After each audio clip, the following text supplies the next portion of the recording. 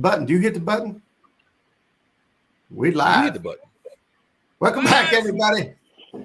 Another Tuesday night chat with the Muskrat, Mr. Creole Catfishing, and we got Mr. Zach River Warrior. And we had Mr. Zach River. We had him. We had him. Like, I don't know where. There he is. Okay, we have him again. He's back now. There we go. I turned some lights on. There we go. There we go. Yeah, so we can see welcome that back, pretty well everybody. here. And tonight we're going to, so we did say that we had a guest lined up for you guys this week. We had planned on having Brad from Gunnersville Bait Company on. Unfortunately, Brad has had a family emergency. Yes. Some business at home to take care of. And so we're going to reschedule him, and we'll get him back on here as soon as he's ready. So we decided to go ahead and proceed with what we're now calling Structure School. And if you guys remember a couple of weeks ago, we started talking about wing dikes, and you know, a lot of questions, great conversations happening in chat last couple of weeks ago with that conversation. And so we decided to move on with Structure School and talk about one of our favorites, and that's fishing dams and hydros. Yes. There are a lot of great things about fishing dams and hydros, and there's some dangerous things about fishing dams and hydros. So tonight we're going to kind of talk about both sides, you know, approaching locks and dams, how to read the water, what to look for as far as buoy markers, restricted zones, and things like that. And then we're going to dig into the nitty gritty as far as where do you want to fish? If you're approaching a dam, you're in the safe zone. Where should you be? Where should your boat be? What method should you be using? And what tactics are possible for you? So, but before we get started, we'll say hello to a couple folks right here. It says Dale Hayslip was the first in the house tonight. So welcome, Dale. Thanks for joining in. Big supporter, always here to help out. Super Smurf, Eric Fishing out yesterday. If you guys got to tune in for a little bit, we went live yesterday. Happy birthday again to Eric. Yesterday was his 21st birthday, and we tried to put him on 21 fish. We got close. Yeah. We got close, but Eric's 21. I think the highlight of his day was catching. This is too much. No, he's not 21. I was about to say, like, Jesus. Too much light. It's too direct. Well, he did catch some fish yesterday. I think his highlight was he caught 2 fish at the same time on the same rig using one of the Patriot James's ghost floats. So that Kentucky rig. Yeah, on a Kentucky rig. That's right. 922 Crappie Barbecues in the house. Anthony Yakshore, what's going on? Brian Big Wrench. Miss Becca's in the house, who helped us all day yesterday keep things straight. Hi, Becca. Jimmy James Bailey, what's going on? We got a Facebook user in the house as well. Thanks for tuning in from Facebook World. Appreciate you. Crappie Dave Fish On's in the house. Annette Catfishing. Jerry Parker. Parker got a good one this week. I seen that. 50-something pounds fishing with his daughter. Yes, he did. PR. That's the boys' mother. Said, I want to thank you for taking the boys out for Eric's birthday yesterday. It's my pleasure. I'm glad we finally got to get on the water. There's Mr. David Smith. Chucky's in the house. War Pig. Mr. Bill Hopper's in the house. Donald Knight Sr. What's up, buddy? Thanks for stopping in. We got Richard Cluck from Fishing and Freedom and Lance McCouguy. I got caught up. I got to the bottom. That's fast. That's yeah, fast. but they're going to be pouring in, and we love it when that happens. Look, there you go. Chris Hooks and Hammocks. There we go. Chris and Hooks and Hammocks. Chris. So what is it about fishing dams that everybody goes crazy for, right? Like, why does everybody want to go fish dams? Why? Well, we all know that at the dam, there are catfish the size of Volkswagens, like this one here. You know, that these giant monster fish lay at the bottom of all these dams. The divers are scared to go down there. They swore they'd never go back. But in reality, in my opinion, the reason that dams are so popular, and one of the reasons we love them so much, is there's just so much activity at a dam, so much going on. Yes. Your bait fish want to be there, and your fish want to be there to eat. Because let's face it, for the most part, the fish they don't live at dams. They move there, they eat, and they move out. Yes. So while you're at a dam, they should be actively feeding. If the fish are there, they should be actively feeding. And that's right. That kind of takes out half of the guesswork and half of the time of trying to find active fish. While at a dam, theoretically, if they're there, they're active because that's the only reason they're there. Yeah, 100%. You know, one of the big reasons there's a lot of activity there is that's oxygenated water for one thing. Yeah, it's got moving water. It's adding oxygen to it.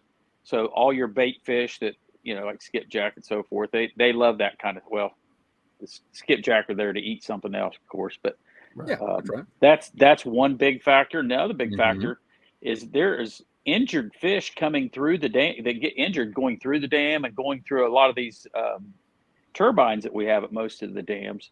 So there's a super easy food source there. It's ground up food, and everything can, eat on that. The catfish, the little fish, and all that kind of stuff. So it is the Chinese buffet of catfishing. That's right. That is right. There you go. The Chinese buffet. We've got it going on. And for a lot of areas, I know y'all have that a lot on the Ohio River, and it's even a thing for us too. Sometimes that's the one area you have of consistent year-round current is at that dam. There's other areas you may or may not have current, but at that dam or at that hydro, it's a consistent place to at least find running water. Yeah. Yep. Around here, there's times where that is the only moving water. You get a couple miles down, downriver from the dam and you're out. There's no flow. Yeah, 100%. Zach and I talked about this earlier today. We like to travel, right? As much as we can get out and do it. And we love to hit the dams first. And the reason is because the dams, they're not all the same, but they have a lot of the same characteristics. So no matter where you fish, you can go. I seen mom and dad tune in there. I said, tune in. You could go to a dam and quickly kind of figure out, how you want to set up on it, where to be fishing at, whether our favorite method obviously is bumping. But the dams are so easy for us to key in on because they're all similar in a lot of fashion. Yeah, there's similarities. Every dam we go to, they got running water and they've got seams, they've got, all these handful of things that they all have. Now we go down on the Tennessee River, and before we get started on all this stuff, we probably should talk about the safety issue. Dams is probably the most dangerous spot that you can get close to out on the river. That is probably the worst. That's the most dangerous. So that being said, you need to use the most caution at the dam of any other place out on the river, probably. Now, you get down to Wheeler and you get out in some of those big open areas, and whenever the wind can make things even more dangerous. But that's an exception. So that's one place where don't be the tough guy and think, oh yeah, I don't need to wear a life jacket, because let me tell you, we wear life jackets when we get up close to these dams and get in those dangerous places, because man, it's things can turn south so quick up there, and you can go up there 50 times and not have a problem, and then you go up there and your trolling motor quits, or something silly. It's things you don't even think about. We've seen people go up there and try to anchor up close to the dam. That is so, man, you talk about dangerous. You got to respect the water. I mean, that's what it really comes down to.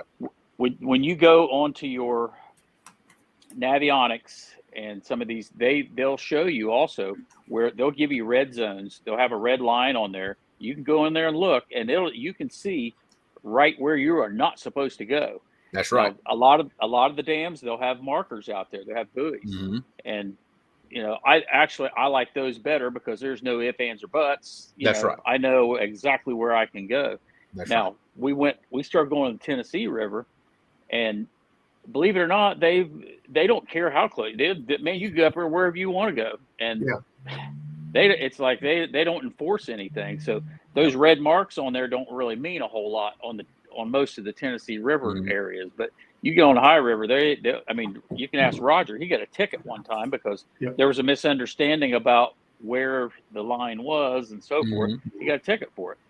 And that's probably enough for a whole show right there, explaining all that stuff. But things like that can't happen. But the bottom line is, you are responsible for your safety when you get up in those places. So be careful. I mean, be crazy careful. You don't just because you see somebody up in a certain area doing a certain thing, it could be very dangerous to go up there and try to do the exact same thing. Because when I first started going up to the dam, I seen guys out there doing certain things, and I thought, well, I can go out and do that. And I went out there and threw an anchor, and guess what? They weren't throwing an anchor; they were using their trolling motor to hold them in, spot locking. And I didn't realize that. And you know what ended up happening? I got spun completely around in the middle of the river. I'm going the wrong direction. It's like, how in the world could that happen? That's the kind of things that can happen. And you know what happens wherever you get water going against the back of your boat, it will sink you. And that's what can happen in a heartbeat. Very fast. Up there close to up there close to that dam, the water's not all going one direction always. Yeah. It won't go the same direction all the time. At least not at our dams. It'll change directions and spin and do all kinds of crazy stuff. Now, that's why we like to fish it, because the fish love to get in there and look for little morsels and hurt fish and stuff. And there's a lot of really good fishing up in there, but you got to do it right. So you don't just kind of ease into it. Get closer and closer until you get your confidence level build up, and get some experience and be ready for anything. Roger and I, we went up there before, and here we had all these lines out and stuff, and we're just having a big time, and all of a sudden it was like, something's not right. My trolling motor quit, and we had no clue. Before you knew it, we had 6 or 7 rods snagged and going the wrong direction and everything. And we just we had to start cutting lines, man, because that was, that's what we had to do. It's the only way to save it. That just gives you a good example of what can happen up there. So you got to use the utmost, safety. Keep safety in mind at the utmost, because it can get crazy. A good habit to get into, and this is fast current in general, but especially at a dam. A good habit to get into, you have to constantly keep one eye on the bank at all times, because if you're constantly eyeballing that bank, that will tell you a lot about what your boat is doing and how fast it's doing it, long before you realize it on a graph or a trolling motor remote or anything like that. If you constantly are eyeballing that bank and looking to see where you are, how fast you're moving back, if you're moving back, if you're moving forward, if you're getting closer or further away, if you're turning sideways, that eyeball on the bank is such a big thing of keeping you out of trouble. A big habit that we've got into when approaching in that fast water, like I'll approach it and I'll be scanning looking for fish. The big mistake I've seen people make, especially in shorter side boats, when they decide they've gone far enough, or in our case, we don't have buoys across telling us where the restriction zone is. There's big signs up on the bank. You just have to know, you have to look for them and know where they are. They'll get up in there, and the first thing they'll do, they'll want to turn that boat hard over in that fast, rough water. And man, that is such a dangerous thing to do. Many times we'll creep up nose into the current, and if we decide we don't want to be there, I'll just slowly throttle back and let that current push me back just a little bit. And I'm eyeballing the bank. And then when I'm out of the rough water, then I pick my spot on where I'm going to turn my boat. I don't just turn that boat in that rough water. It's not a good idea. Yeah, because like I said earlier, our boats are not made for the water to go against the back of them. They're made to get the water from the front. So that's why that's so dangerous, because you can fill that boat with water so fast. It can be a dangerous place. But is that enough said on the safety issue? I think we made our point, but it's a great point. I'm sure different little small aspects of it will come up as we're talking about, let's say, particular fishing situations, But 100%. Now, I don't know if you want to get into some of the tactics that we do, or I was talking about. People always ask, how do we go up there and sit in that crazy water? Like they all try it and it doesn't work. And I've tried to explain what we're doing, but Zach, if you can kind of give everybody at our dam. Now, we've been to other dams and done the exact same thing. Right. you've got most of the dams nowadays.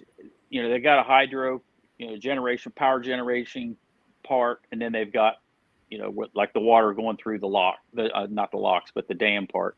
And most of the rivers that we deal with in the summertime, they don't have anything going through the regular part of the dam. It's just going through the hydros. But in the springtime and stuff, you got water coming through both.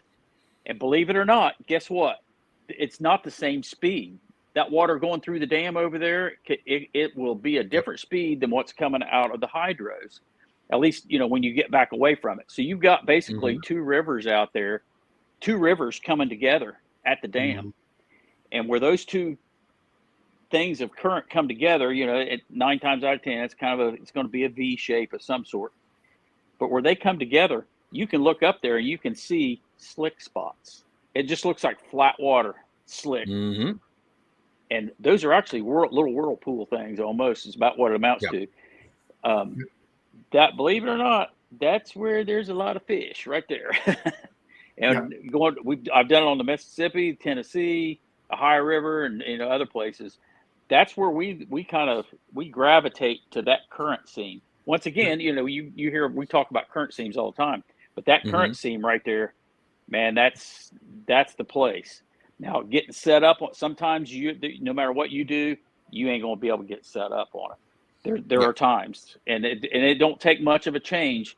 Of they're starting to let more water out of one or the other, and all of a sudden everything. Roger did a live one night, and he had a good example of what can happen. He's up there set up fishing, and they changed how much water was going through the dam, just a little bit, changed everything. You couldn't even sit there.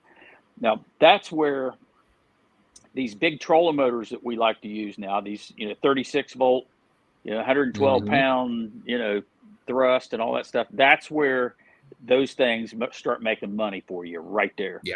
Because you get up in those places, those big old trolling motors that you don't really need for most applications. 9 times out of 10, you don't even need that extra thrust. But when you get up in there, that's where you're going to love them things, because you can spot lock in that stuff, and they'll go from 0 to 10, on their own.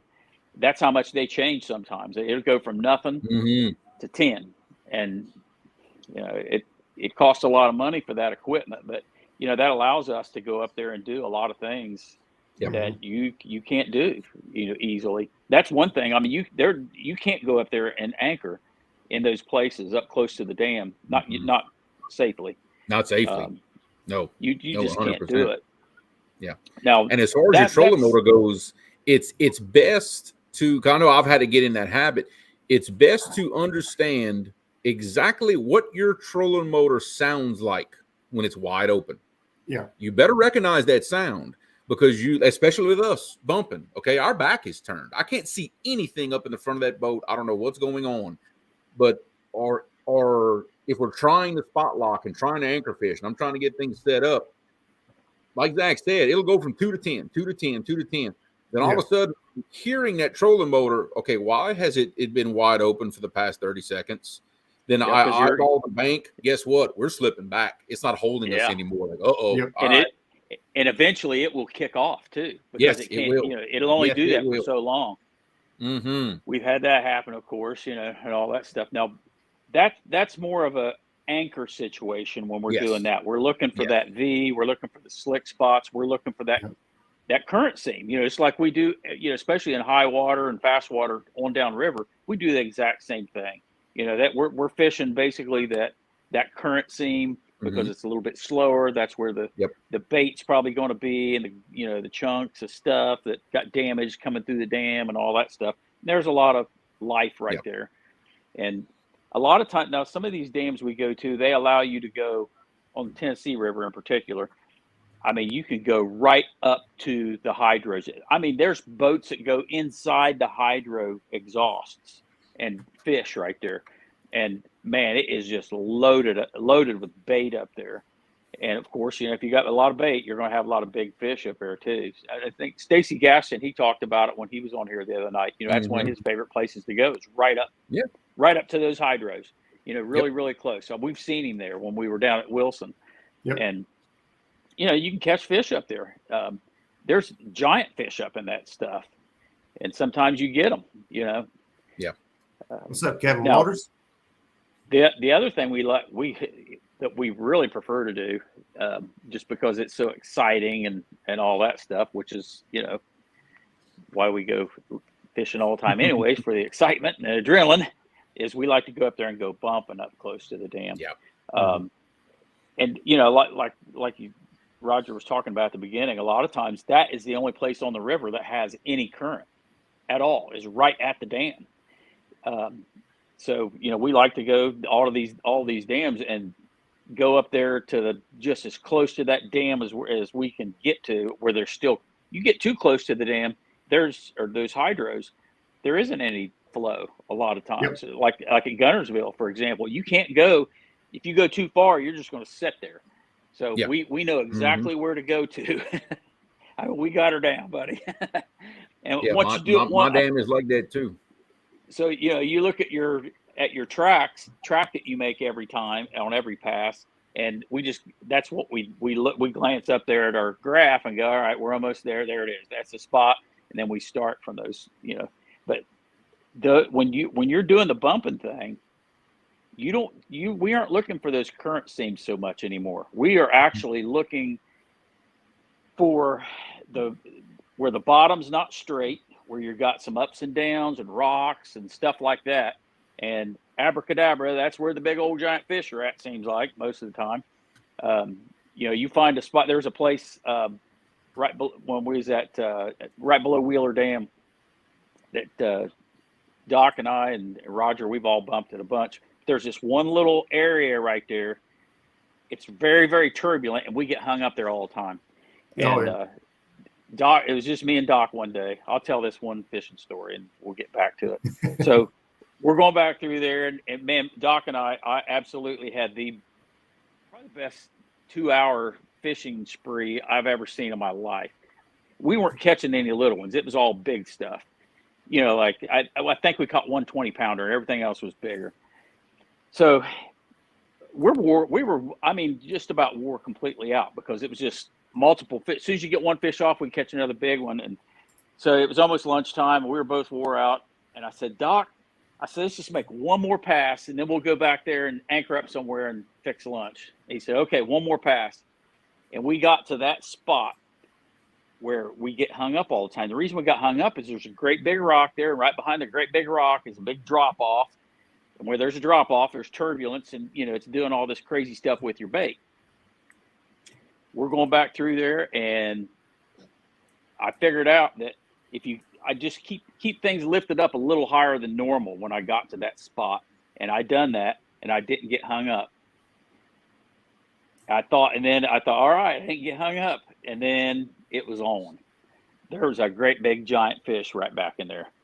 So that one more pass, I caught me a 60-pounder.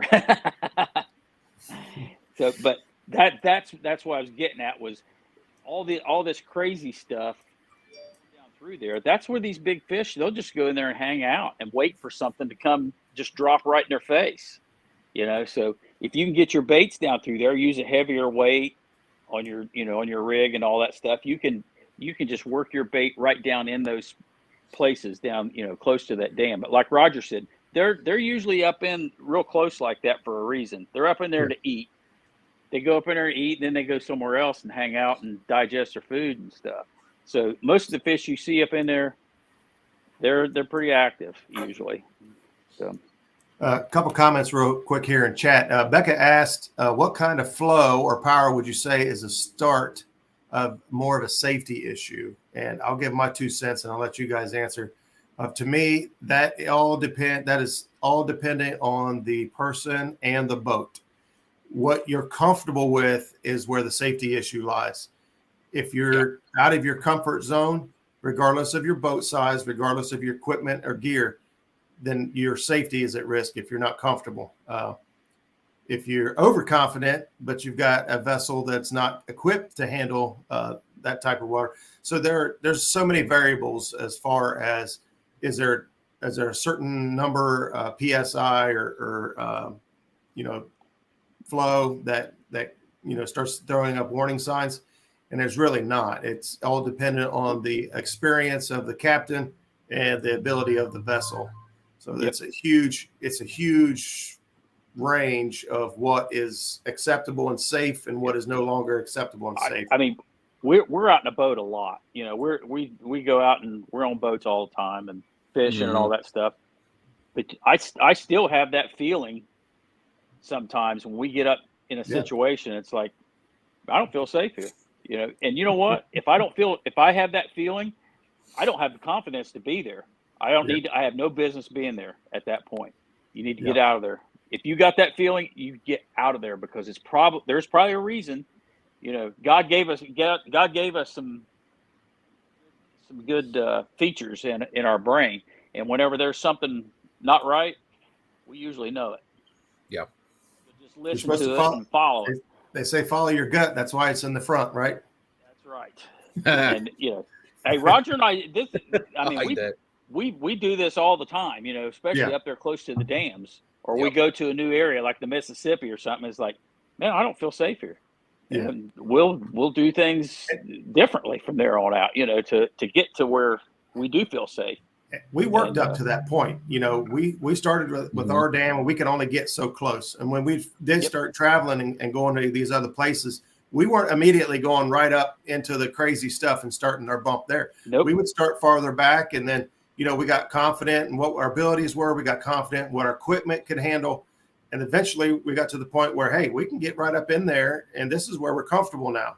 Now, like Zach said earlier, there's a point that actually the water is just boiling, right? You see these dams, the water's just turning. It's not really going anywhere. You're not going to bump. You're going to sit still on top of boiling water.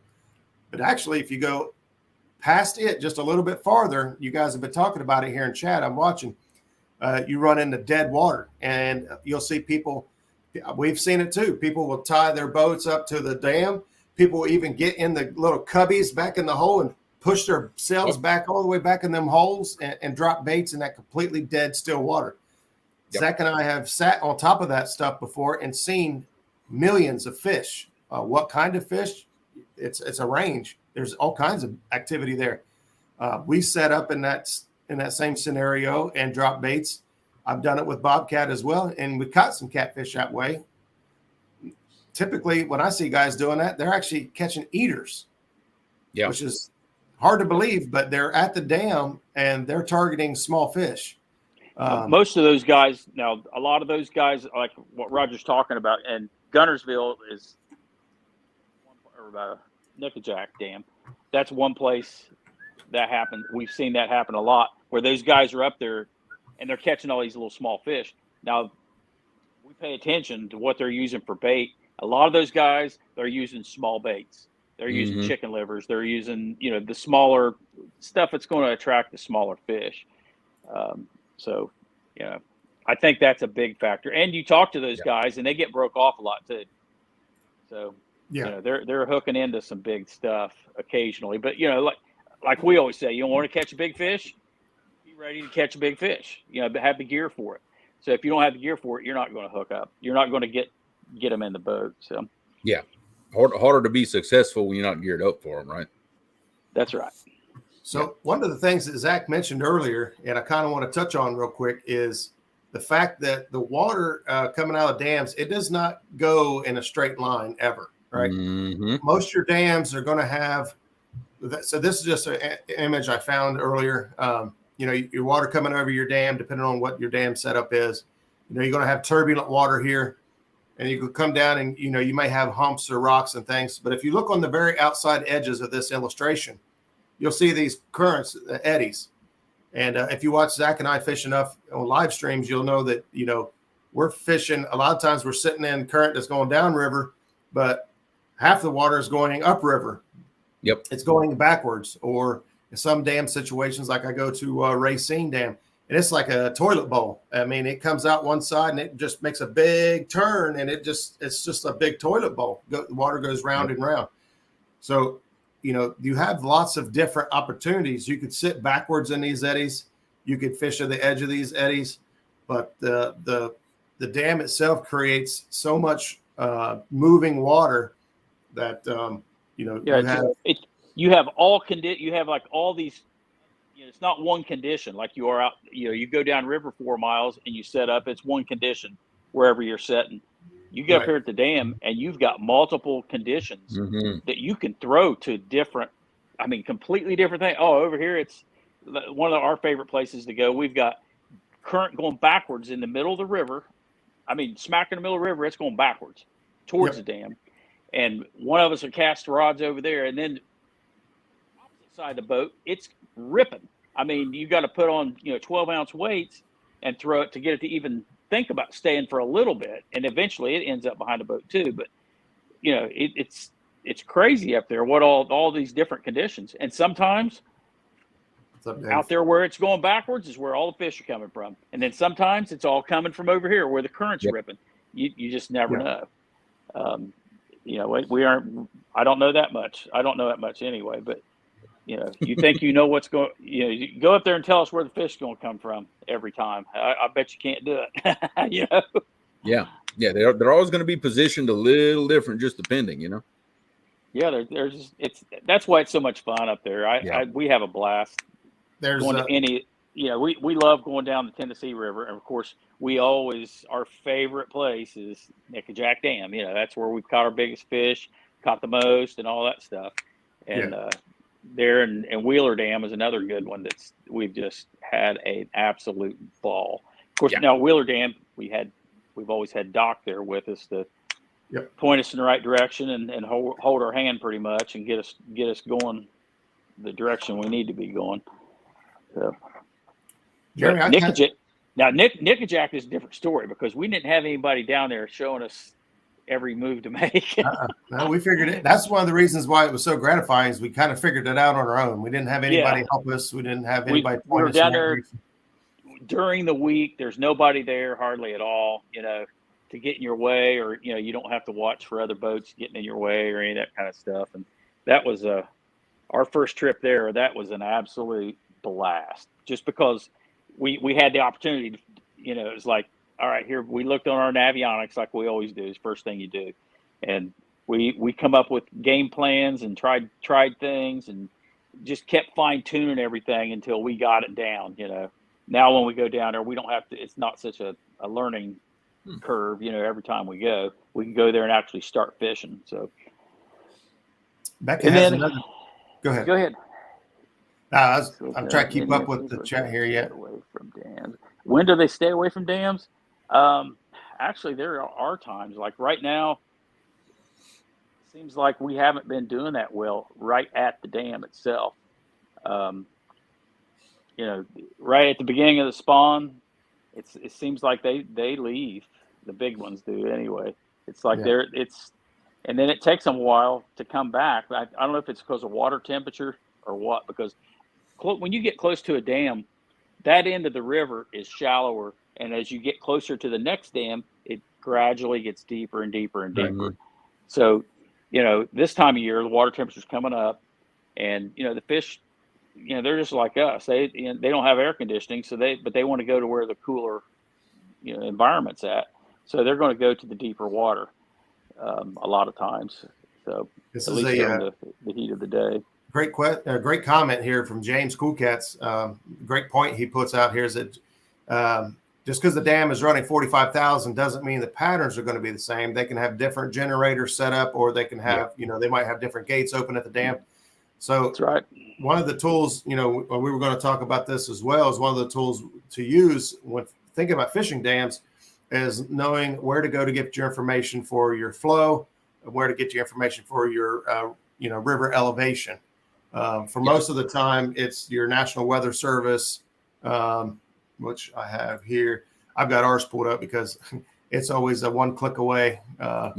Exactly. For me as well. But knowing where to go get these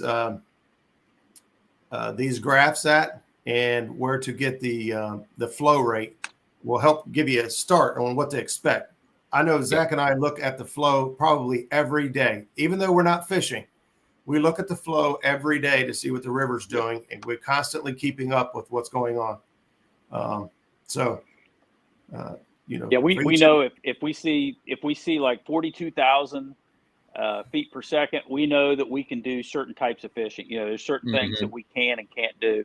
You know, and there's times it's 300,000, you know, and we know that, you know, it's going crazy. It's a crazy river, and, you know, the fish are going to be close to the banks and all that kind of stuff. But Jeremy, you might be able to answer this because you've got so much different water than we do. But it does seem the water is shallower near the dams than it is, you know, farther downriver. Do you see that same thing down there, or is it? I thought I do. Hydro is like really deep. Yeah, well, certain sections of it is. It has a lot to do with the design of the dam itself. You know, different types of dams move water differently. Some of them, the water has to fall from a big height and come down, like more of a weir type dam, a high head dam, something like that. Down here, we have more what's called low head dams, which means the water is actually passing kind of under the structure and then blowing up. And depending on how the outfall of the dam is designed, you may have shallow water right below the dam because you're not on actual natural riverbed right there. Right. You're actually in what's called the stilling basin. And I actually have, now this is the way my hydro is designed. And I think a lot of other hydros look like this under the surface. But I actually have a drawing. I had one ready that kind of explains what all that looks like. Zach and I have, go ahead. As soon as it'll pull up, I guess it'll pull up eventually. Why is it not pulling up? I don't know. I see it down there in the basement. I know. Yeah, timer thing. I see it too. Okay, well, I'll tell you what. Let me stop sharing it, and I will share it again. I think he's right. It might have timed me out. Let's try this again. There we go. Come on. Spinning. Come on. Spinning. Why? There we go. There we go. We've been being slow today, I tell you. Okay, so couple little things here. The big gray step that you see right here. Here's what's above the water. When you look at my hydro, and a lot of other hydros are designed just like this, then you've got this big shelf that's going to stick out under the water, and then you've got the actual face here, and you see the discharge of the turbines down here with these blue arrows. Now, this black line that's down low here and kicks up and then flattens out, that's concrete. That's actually your stilling basin, okay?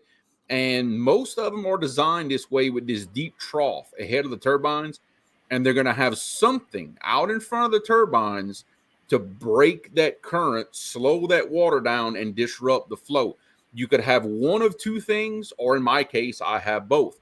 You're going to have a ramp style break here that the current's going to hit.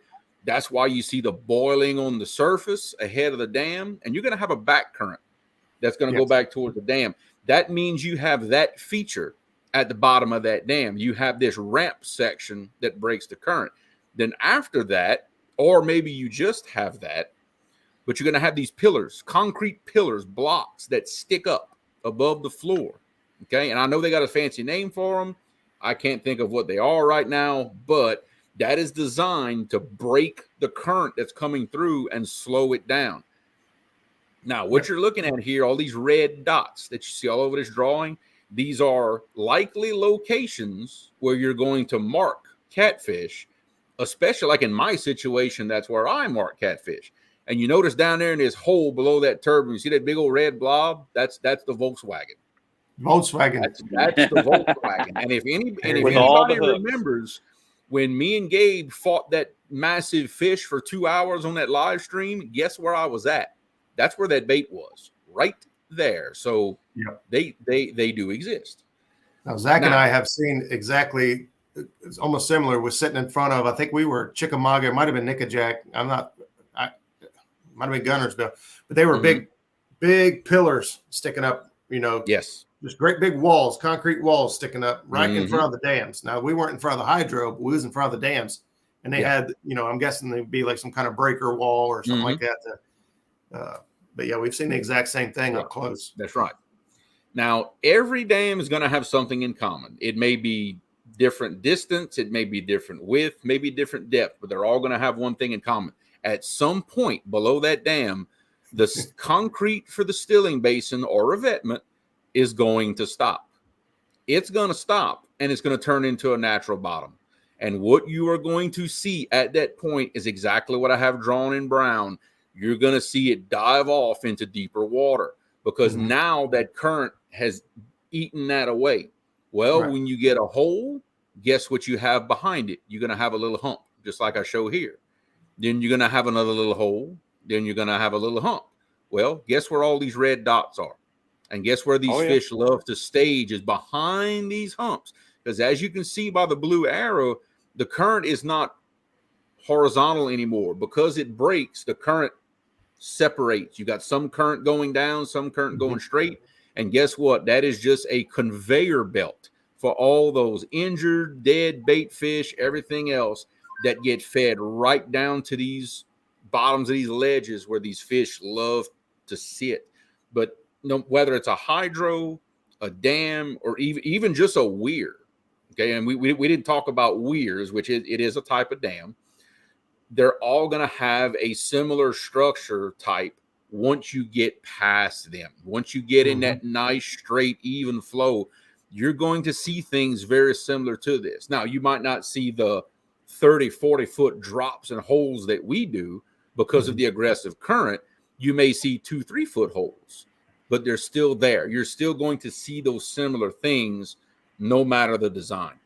Dam design affects what's right next to it, what structure you see very close to it. Once you get out in that main straight current, they're going to all very much look the same.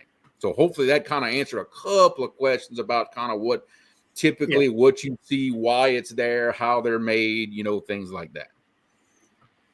Catfish Broadcast Booth says tonight's sponsor is Creole Crayon. Draw the world fish of your dreams. Crayon, Creole, holla at your boy. Bugman wants to know what you're using to hold your bait down there.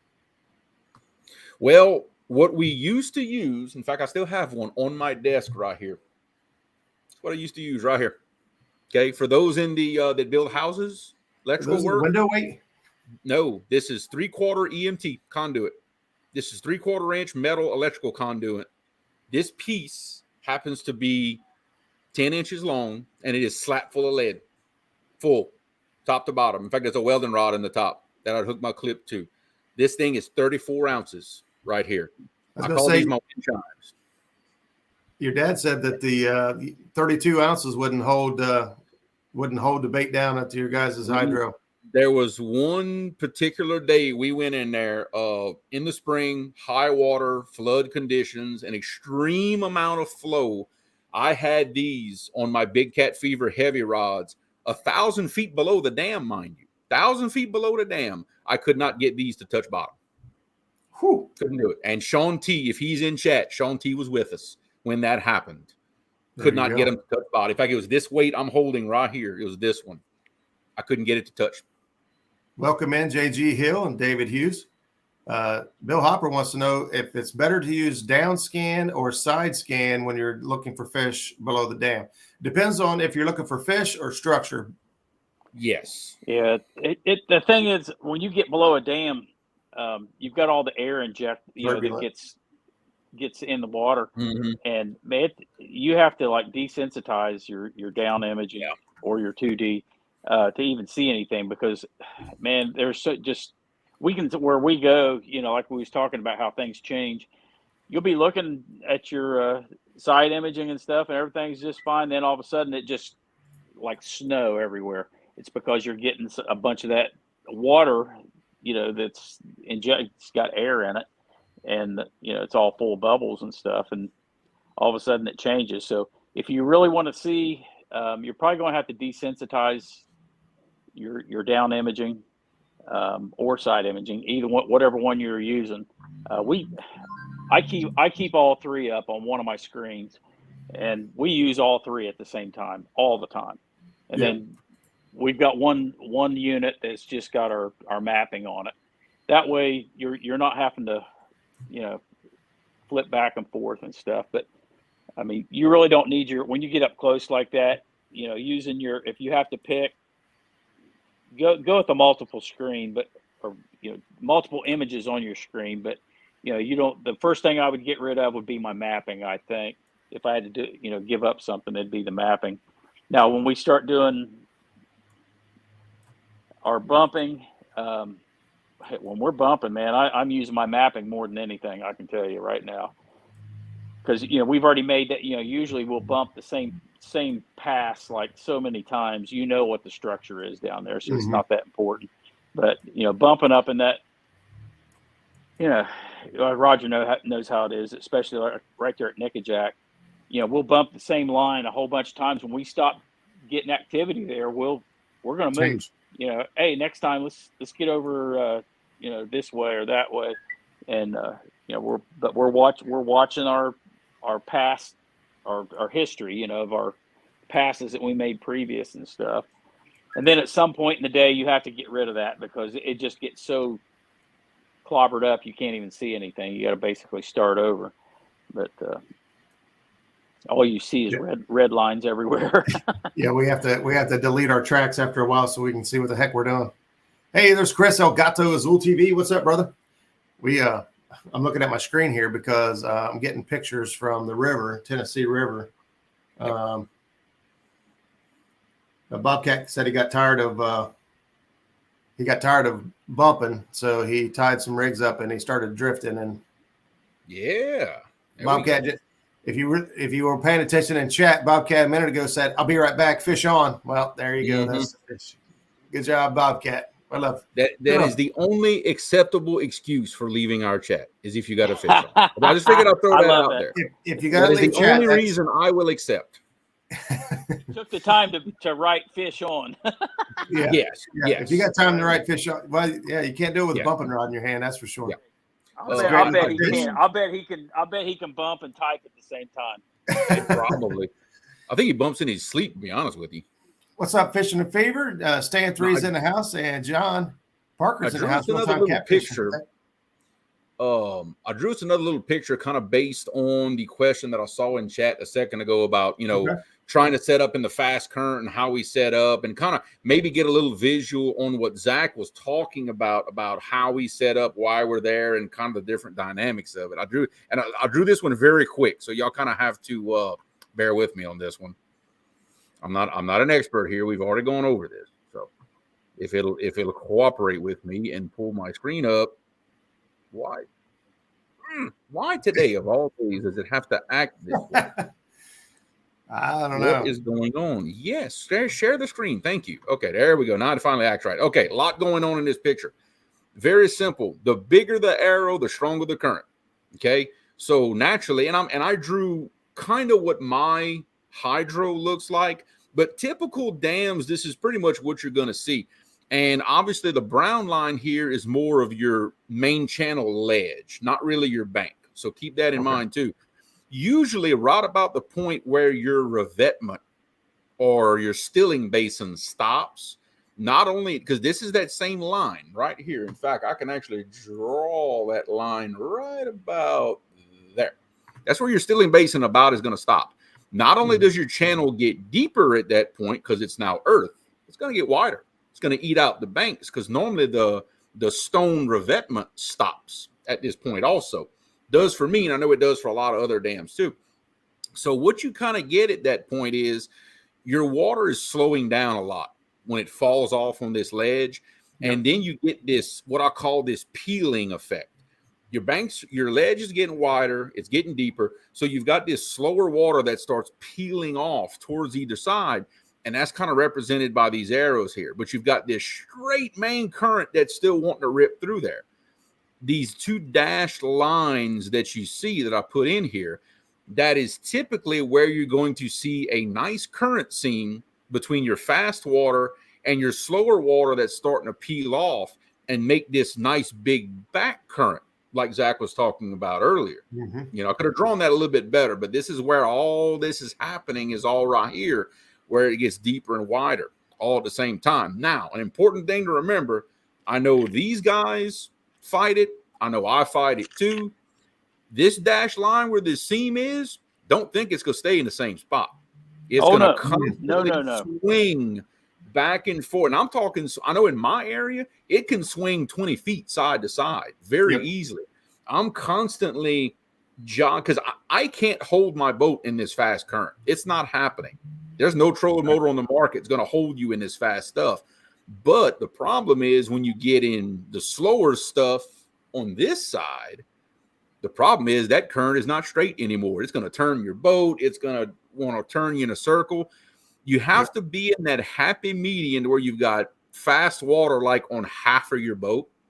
But to keep it there, you're going to love the jog function on a trolling motor because you're constantly back, forth, back and forth, back and forth.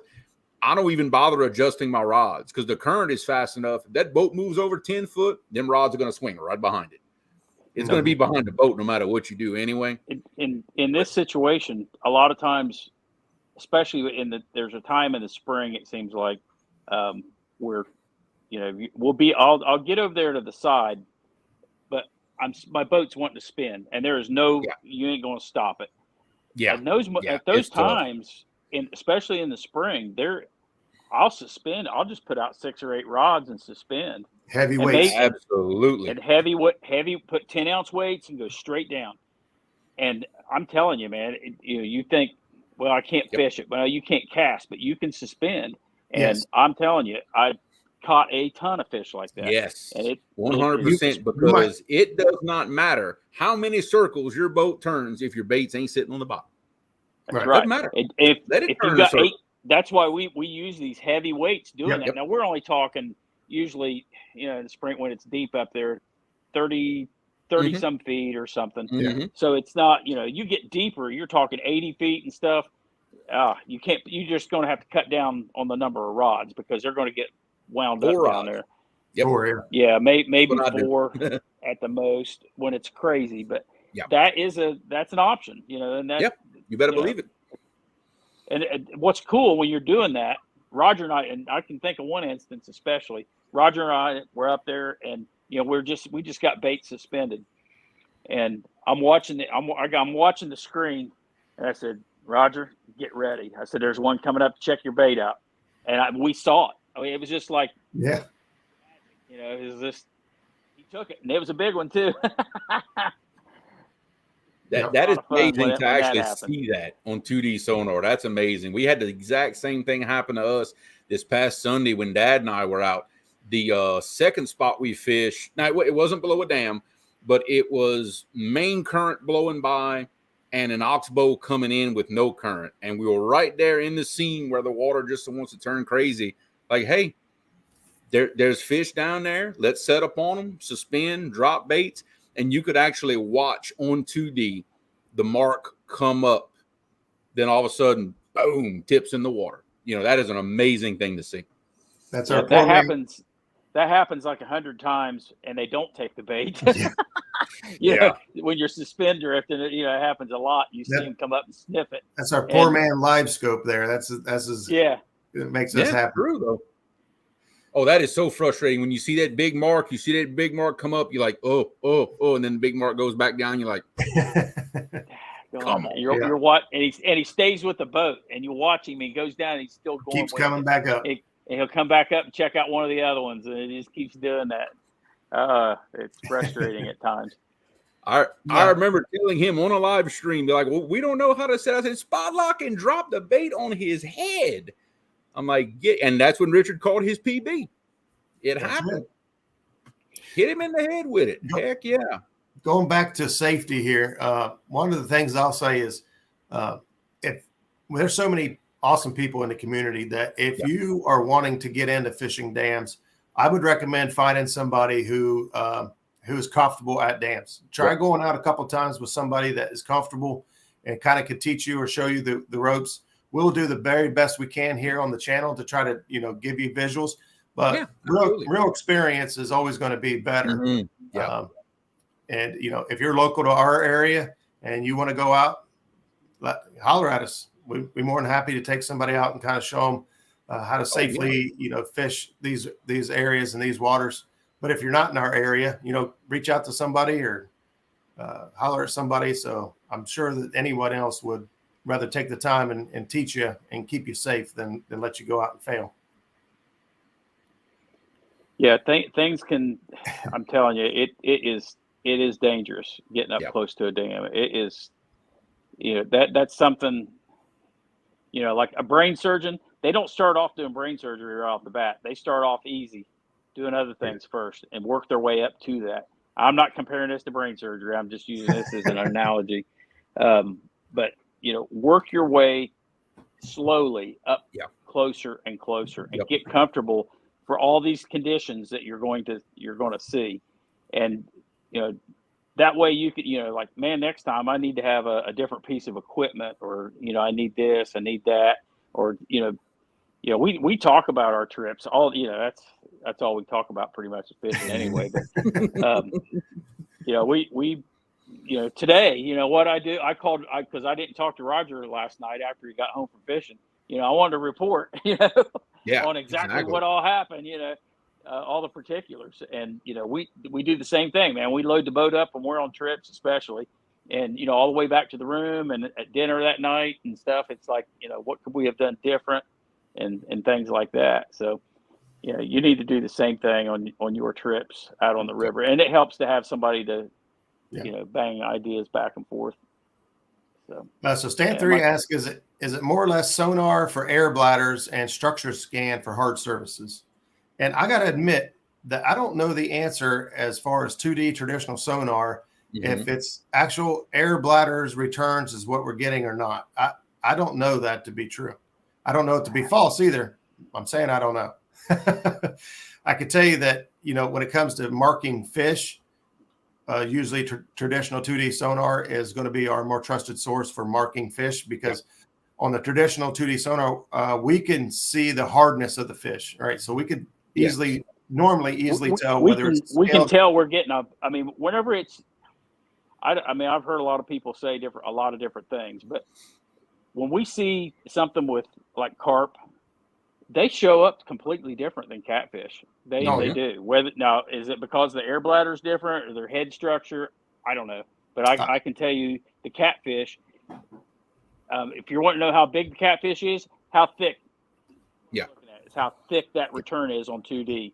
Now, is it a thick one and it's showing that it's not the hardest to return? That's 99% of the time. That's catfish. Because it's a softer return. Now, when I see that color for a hard return, and there's a lot of that color on my because everybody's colors are different, but on mine, red is hard. And if I see a lot of red in it from the front to the back, especially on the arch, it's probably not a catfish. Now, a little bit of red, you're going to get red on everything, but it's just on the catfish, it seems like you don't get as much of that hard color showing up. So what we do a lot is we will use our side scan, and we may see fish off to one side or the other, and we might either just go over and try to, spot it, or drop a waypoint on it and then come back over and then scan it. So we mark a bunch of fish off to one side, but the other.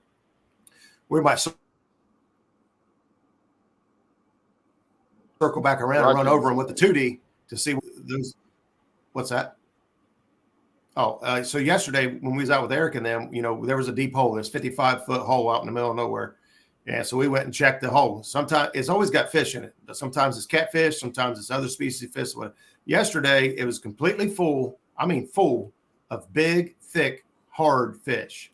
And unfortunately, our area is taking on Asian carp now. Yep. And we're not used to seeing Asian carp on graph, but we have seen Asian carp in Mississippi waters. And to me, it looked like we had Asian carp laying in that hole, occupying that, that hole. I don't know for sure, but they were big, big marks, and they were on Garmin. Yellow is hard, and they were yellow top to bottom. We use a lot of times on the 2D or on the down imaging on my unit, we use that because if you go slow enough, you can get an actual picture of the fish. You can see the outline, and same thing on side imaging. We can a lot of times we can see the actual fish. You can see the shape of the tail and everything. When the water's clear. Now, when the water's muddy and murky and all that stuff, things don't show up as good. Right. But, you don't just go by what you see. You're looking at the conditions and the locations, where the fish are at in the water column. There's you factor all that stuff in, and sometimes sometimes you can see, well, like I said, when that water's clear and you can see stuff on your down imaging and on your side imaging, you know for sure, you know what that fish is.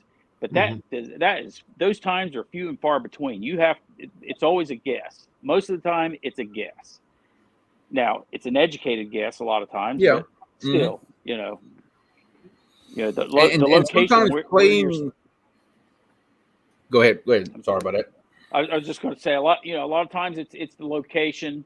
Hey, I'm expecting, just because of the location, like what Jeremy just drew there. We got these little dips or whatever. I'm expecting to see certain things there, and if I see that, and I look over on my 2D and I see the right color, and so forth, it's probably more than likely that's a catfish, or that's not a catfish. Like Roger yesterday, I know the exact spot he's talking about, and if you've seen big fish in there and they have a lot of red on them, they're not a catfish. It's definitely something else. You've already got expectations. You already know what to expect and so forth. So sonar frequency is basically and I'm going to geek out on surveying stuff here for a second, because we fooled with all this stuff years ago. Sonar is a lot of why you're getting certain returns is based on density. It is the density of the object that the sonar waves are hitting, and depending on what frequency you're using is how it reacts to something that's dense. Concrete, hard things, they're very dense. They reflect almost all of the signal right back to you. Well, the more signal you get reflected back, that's a harder return. That's why we call it a return, because that's how much signal is getting returned back to the transducer. It's a reflected signal. That's what it is. The softer something is, the less dense something is, the more signal it absorbs instead of reflecting back. And you see a softer signature because it's literally less dense, softer material. You think of an Asian carp or a big gar, big common carp, hard shell on the outside.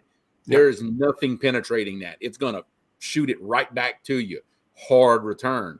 A catfish, it's doesn't have that hard outer shell. There's no scales. It's skin. It's going to absorb more of the sonar signal. So you see that softer signature, but you're going to see that little harder return towards the head because they got that big old skull, and the air bladder is a hard return because it's air, it's space. It actually reflects back as a hard return. Now, when you're dealing with down scan, side scan, the higher frequencies and the way the processor reads it, you're seeing a different type of image, but it's still sonar absorption, just from a different frequency standpoint. It's a more processed return is what it is. Yes. It's not 100%. It's not like raw. When you're looking at 2D, it's more raw image. More. It's not completely raw anymore because it is processed. But your down imaging and your side imaging it's processed. So you're going to see more of an outline and things like that. Believe it or not, Kentucky Redneck, I can tell you exactly what a small shark looks like on sonar. I can tell you exactly what they look like because it's a slightly softer return than what you would typically see of a catfish. If you'd ever seen spoonbill, paddlefish on sonar, they look just like them, except not quite as thick of an arch. But it's a slightly softer return than a catfish. On 2D, I can't tell the difference between a spoonbill and catfish. I can. I've done it so much. We have them down this one area we go to in the summer, and there's like one depth, and it's like in the middle of the water column. Those spoonbill like to run that depth, and I used to drift that all the time, and I was like, man, what is going on here? I've got these fish. It's water's 40 foot deep, and at 23 feet, I've got these giant, look like catfish. And finally, I figured out what it was. But they look just like, to me, they look just like a catfish on the 2D. It's close. It's very close. You got to really, really have your stuff dialed in and just really trust what you're looking at to be confident that it's spoonbill and not catfish. And a lot of that, like you said, is where they are in the water column gives you that clue as well. Well, we started getting the better units and stuff, and then like on our 2D and site, you can see on the down imaging and on the side imaging, you can see it's a spoonbill because I mean it looks just like spoonbill, you know. Stan 3 remembers the fish we saw up there on the James, that giant side image that we got. That's we could see every fin. We could see his gut hanging. This was a giant. It was probably it was like a freaking state record, probably blue cat, and we got it on side imaging. I mean, it was a giant, and it was a picture. I mean, we took a picture of it and kept it, and we drug baits. We drug baits over that thing, and it was in shallow water too. We drug baits and never did catch it. Oh man! If I'm not wrong, we were in like 5 or 6 foot of water. Yeah, it was shallow. Oh wow! There was a little channel through there. It was like 7 foot or 7.5, and we were in the channel, which was really narrow. But this thing was over in the shallow stuff. Yeah, he was in 3-4 foot of water. Probably. It's funny. You start dragging over there. You could have almost seen like the wake of him moving through. You know, shallow enough water. That's crazy. Oh yeah, man. There was a lot of big fish in that area. Wow. I'm ready to go back. And that's the thing, every trip we take, every dam we fish, you just add more knowledge, more, tools to your tool belt. And, you just keep putting things together. That's why, shows like this and folks like, I'll be right back. Chris Souders, Chris went live last night after we missed it. We was on our way in, but Chris went live last night and on 10 tips on how to have a perfect drift. And, guys like him and many of us that just want to share and help people out, then that takes a little bit of the time. People say time on the water. Well, if the guy's spending a lot of time on the water sharing what they're learning, then that's going to help you guys, all of us get just a little bit better, a little bit faster. Yeah, it helps out with that learning curve a lot, because look, if you have to learn absolutely everything all by yourself, it's going to take a lot of time. It will, and I can speak for myself that 99% of what I know about trophy catfishing, it comes from YouTube.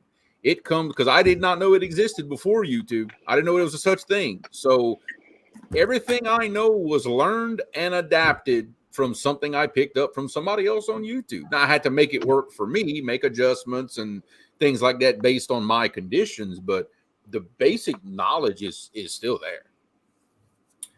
Warpig, I have not fished the Kentucky Dam. I fished it for a skipjack from the bank, but I've never had a boat up there. Yep. But welcome, Monty. What's going on, brother? I think we stayed on track. I kept these screens open just so I would remind myself what things to talk about. Of course, Zach kind of kicked us off early with the safety. And, we'll touch on it again. Just beware of what your restricted zones are, fishing dams. And Bobcat put it in here earlier, but dams are to be respected. Take your time, respect the water. And there are lots of advantages of fishing dams. The activity level, certain times of the year, that's the best place on the river to be. Yeah, I mean, we've done a couple tournaments and, we where we like to go. We like to get to the nearest dam and, do our thing there when the opportunity comes up. Yeah, I mean, for us, it's everything right now because our water is so hot down here. I've got water in the Atchafalaya River in the fast current that's still 91, 92 degrees.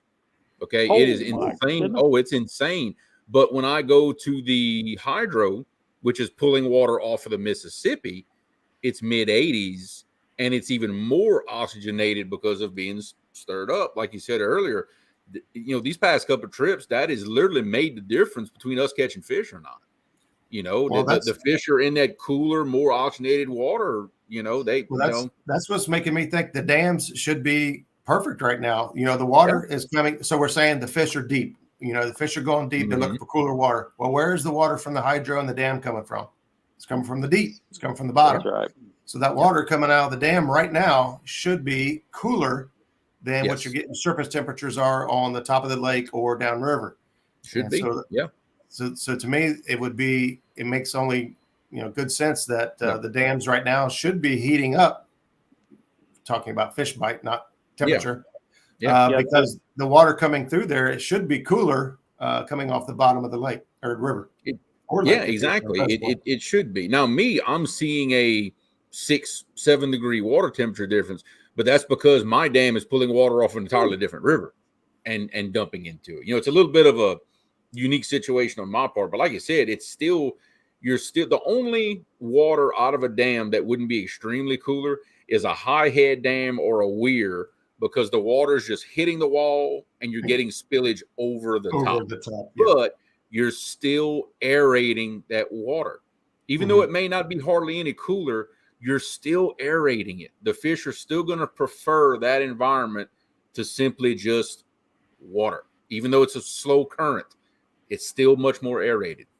Well, it's still also being evaporated, and evaporation is cooling. Yep. I'm not sure who we got from Facebook user here, but they said the water below Wheeler is 94 degrees. Ooh, oh my Lord. That's crazy. That just made me want to fish Wheeler less right now. Yeah. It's Doc. What's up, Doc? Oh, is it, Doc? What's going on, Doc? Doc Lang, what's up, buddy? He says it's below 94 degrees. That makes me not want to go. Now, Wilson is pretty deep, so I'm guessing, Doc, correct me if I'm wrong, but dragging 50 foot plus right now would probably be my go-to method. Yep. They might have a thermocline down there towards the dam, though. Remember, you and I saw it in October at one time. It's possible. Yeah, down on the far end, we actually saw a thermocline down there. We actually had to call Doc and ask him, like, is it possible to have a thermocline at 90 feet or 80, whatever I know we was in some really deep water. I think we took a picture and sent him. He says, yeah, that's thermocline. Yep. Wow. Yeah, he's right. You got to stay an eighth of a mile below in the dams. He said they're shallow, less than 15 foot. That is exact opposite of what I would have thought. What in the world? Interesting. Okay, Doc, I might have to call you tomorrow. That doesn't make sense. I'd be curious to know why. Like, what situation is happening that those fish prefer to be at that depth versus deep? I know us right now, the pattern. Now, my pattern isn't the super deep water. We're not seeing them in the 80, 90, 100, 110 foot. We're seeing them in the 40, 50 foot, which is mid-depth for me. But that's below the dam, though. But they're not in that 80-foot stuff down below the dam. They're closer in that mid-range. Go figure.